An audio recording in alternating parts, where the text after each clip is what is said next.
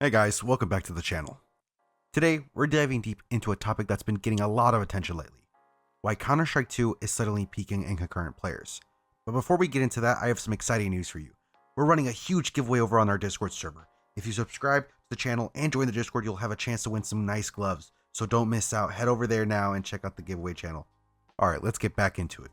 If you've been following the Counter-Strike scene for a while, you've probably seen that CS2's concurrent player numbers are being discussed everywhere.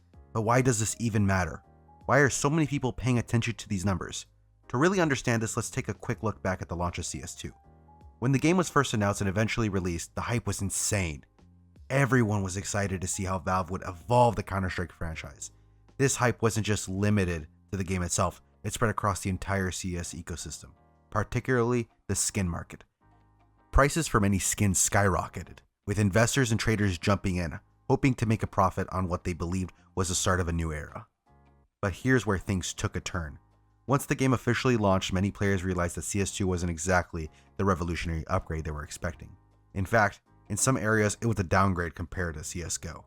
The transition wasn't smooth, and a lot of players were left frustrated with missing features, performance issues, and an overall feeling that CS2 had been rushed. Because of this, a massive wave of players left the game. We're talking about roughly 600,000 players disappearing almost overnight. The excitement faded, the hype died down, and for a while, it seemed like CS2 was struggling to find its footing. What changed in the last 1.8 years? Now here we are, nearly 2 years after CS2's launch, and the game is once again seeing a huge spike in concurrent players. But why? What has exactly changed in the game? Well, really not much. Yes, we got some quality of life improvements, and Valve did introduce the Armory Pass, which gave players a new way to interact with the game's weapon skins and cosmetic system. But in terms of major updates or game-changing content, there hasn't really been anything that would justify a massive resurgence in player numbers this soon. So what's going on? A couple of months ago, reports started surfacing that bot farms were running all over the world, especially in China. These bot farms were being used to farm cases, which were then sold on the Steam market. Here's how it works. Every Counter-Strike account can receive one case per week just by playing the game. Now that doesn't sound like much, but when you scale this up across hundreds or even thousands of accounts, you start to see the impact. Some of these bot farms are running 100 plus accounts per farm, meaning they're generating a massive supply of cases every single week.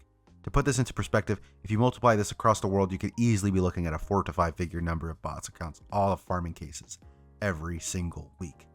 What happens if we remove these bots? If Valve ever decides to crack down on these bot farms, the supply of cases in the market will drop. Right now, a lot of the cases we're listed for sale are actually coming from these bot farms. If they were removed, prices would skyrocket due to limited supply. But here's the big question. Are these bot farms responsible for the increase in CS2 concurrent players? The answer is probably yes. For the last 30 days alone, Counter-Strike has gained around 139,000 players. While some of that could be attributed to real players, returning to the game a significant portion is likely coming from automated bot accounts, farming cases. Why does this matter? The issue here is a lot of the market inflation we're seeing right now is based on misleading information. People see CS2's players count rising and assume that the game has experienced a genuine resurgence in popularity. This leads to more people investing in skins, expecting their value to increase. In reality, much of this growth is artificial, and the market is highly volatile. As a result, the ease with which skin prices can be manipulated means that if you're holding onto expensive skins, you need to be careful. The bubble can pop at any moment. What should you do? So what does this mean for traders, investors, or just casual players looking to buy skins? Right now, we're in a period of market instability. The M4A4 market, for example, has started to correct itself, especially with skins like the M4A4 Emperor. It looks like it's coming down from their recent high prices. Do I think the market will go back to its original price before the player increase?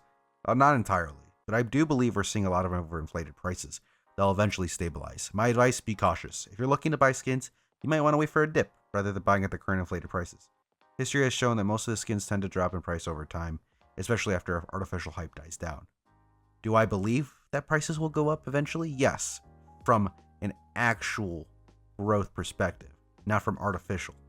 At the end of the day, it's up to you to decide how you want to navigate this market.